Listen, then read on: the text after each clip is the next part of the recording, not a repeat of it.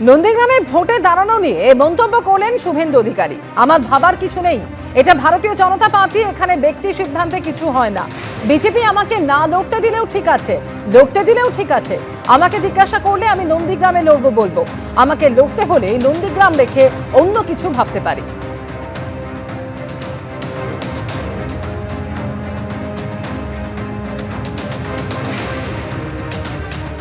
আমার ভাবার কিছু নেই। ভারতীয় জনতা পার্টিতে ইন্ডিভিজুয়াল হয় না, এটা পিসি ভাইপোর পার্টি নয়, এখানে ব্যক্তি সিদ্ধান্ত হয় না, এখানে সমষ্টিগত সিদ্ধান্ত হয়। ভারতীয় জনতা পার্টি আমাকে না লড়ালেও ঠিক আছে, লড়তে দিলেও ঠিক আছে। আর আমাকে জিজ্ঞেস করলে আমি বলবো আমি নন্দীগ্রামেই লড়বো। তারপরে বিজেপি যদি বলে এটা করতে হবে ওটা করতে হবে, তাই হবে।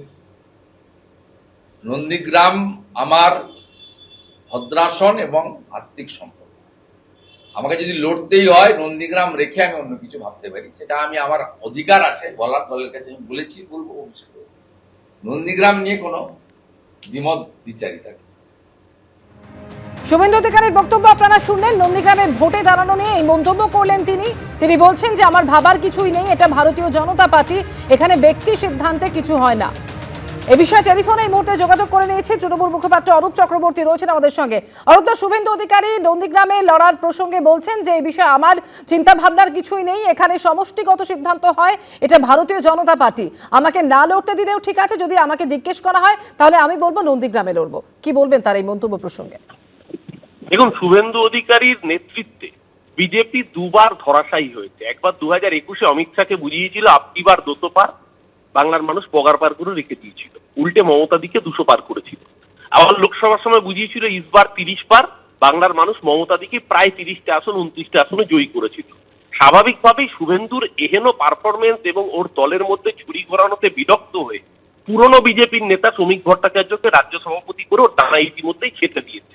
আর এবার শুভেন্দু টিকিট পাবে কিনা সেটা নিয়ে সংশয়, কারণ নিজের মুখেই যখন বলতে হচ্ছে টিকিট পাবো কিনা দল ঠিক করবে, তখন বোঝা যাচ্ছে বিজেপিতে শুভেন্দুর অবস্থা ঠিক কতটা কোণঠাসা। আর ও নিজেও জানে যদি লোডশেডিং না করতে পারতো 2021-এও এমএলএ হতো না।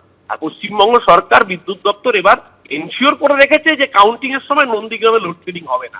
তাই যতই করুক হামলা, আবার জিতবে বাংলা। এবং আমরা তো বলছি শুভেন্দু অধিকারীকে, এতদিন ধরে ডায়লগ দিয়েছে ভবানীপুরে মমতা ব্যানার্জিকে নাকি হারিয়ে দেখাবে। ল্যাজ গুটিয়ে পালাতে হচ্ছে কেন? ল্যাজ গুটিয়ে পালাতে হচ্ছে কারণ শুভেন্দু নিজে জানে গোটা বাংলায় বিজেপির ভরাডুবি হবে। এই এসআইআর এর নাম করে বাঙালির সাথে যে অসভ্যতাম হয়েছে, বাংলা ভাষায় কথা বললে বাঙালির উপর যে অত্যাচার হয়েছে, তার মূল নায়কের নাম হচ্ছে শুভেন্দু অধিকারী।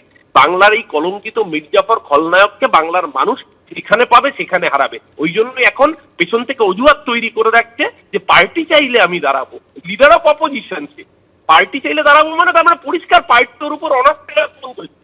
আজকে এই ঘটনাক্রম প্রমাণ করে দিচ্ছে যে শুভেন্দু অধিকারী যে এতদিন ছড়ি ঘুরিয়েছে, গোটা বাংলার বিজেপির কর্মীরা, পুরনো কর্মীরা তাতে ক্ষুব্ধ ছিল।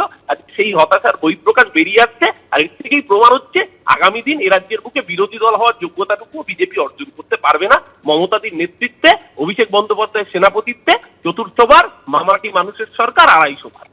এবিপি আনন্দ এগিয়ে থাকে, এগিয়ে রাখে।